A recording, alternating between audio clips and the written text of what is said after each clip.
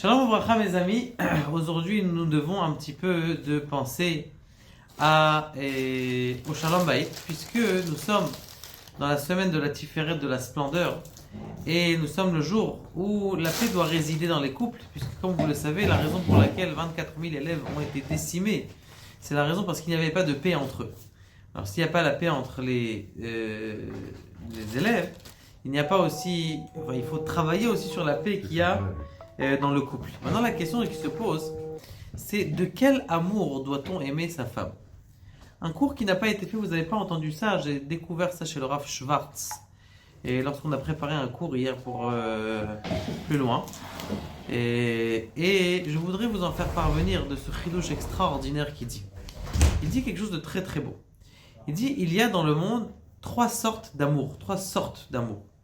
Il y a l'amour de quelqu'un qui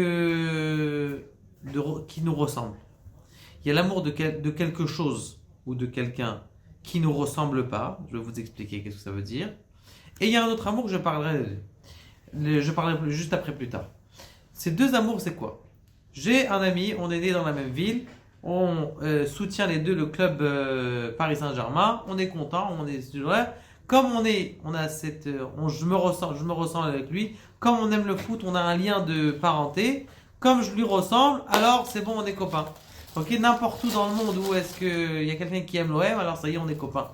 Par exemple, moi, je suis sur Instagram ou piquer les polygrammes, et j'entends celui-là, il suit cette façon de faire dans le monde ou ça. Alors je suis avec lui, on a une sorte d'ardoute parce qu'on se ressemble.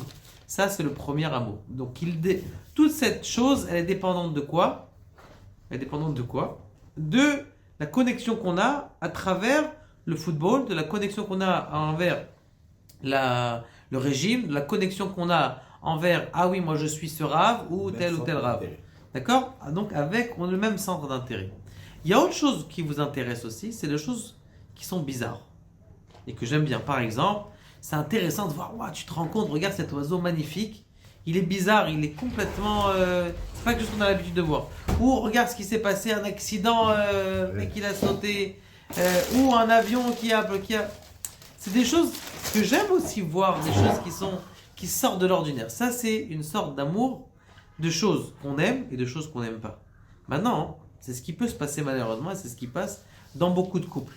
Où j'aime ma femme parce qu'aujourd'hui elle est belle, mais demain, où elle ne s'est pas maquillée, où elle ne s'est pas arrangée, où elle est fatiguée, bon alors l'amour elle descend.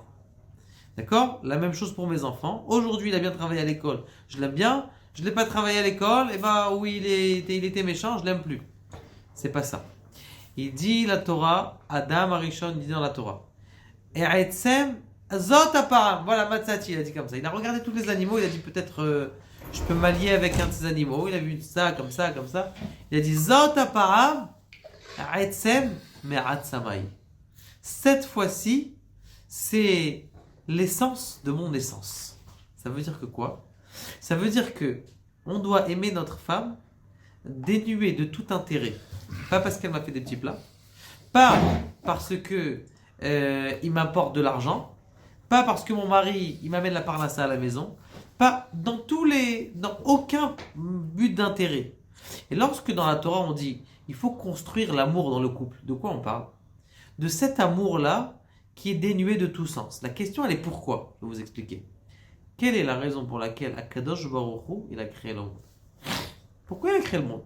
Il a besoin de nous? On sait très bien qu'il n'a pas besoin de nous. Il a besoin que tu mettes les tefilines le matin. Il est content quand tu mets les tefilines le matin. Mais est-ce qu'il a besoin que tu mettes les tefilines le matin? Il n'a pas besoin. Il aime quand tu mets les tefilines, mais il n'a pas besoin. Il aime pour toi. Parce que tu es en train de te faire du bien.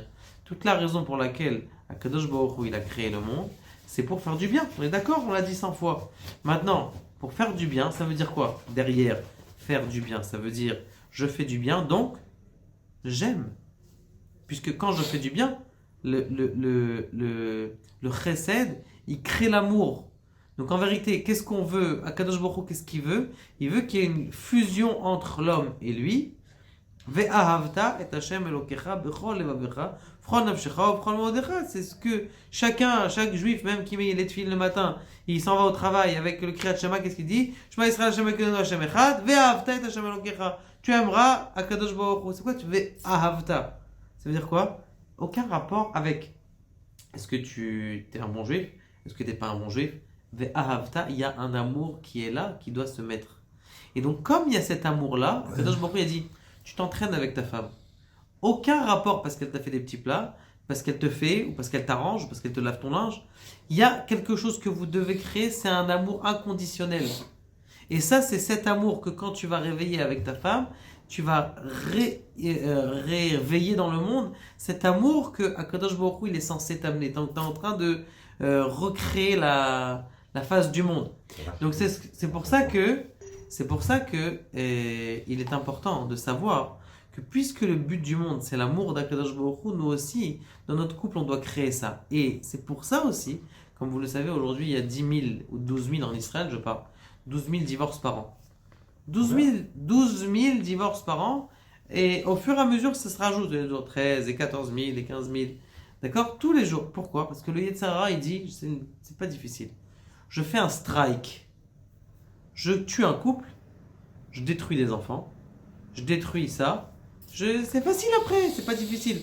Une fois que le couple est fini, j'ai coupé le pont, ça y est, rien ne va plus. Lui, il est dans la drogue, l'autre, il a pris une cigarette, l'autre, il a commencé à se droguer, l'autre, il a commencé à boire de l'alcool, l'autre, il a truc, et ça y est, le Yetzer Hara, il est parti, et il a fini tout le monde comme ça. Mais s'il y a l'amour qui est là, qui est l'amour entre l'homme et la femme, et l'amour entre l'homme et ses enfants, inconditionnel, pas parce qu'aujourd'hui il a amené un vin à l'école, ni pas parce que c'est mon fils, alors, Be'ezrat Hashem, on va arriver au tikkun, à la réparation et au flux que Akadosh Baruch Hu nous envoie directement dans ce monde avec l'avènement du Mashiach. Baruch Adonai, le Olam et l'Amen.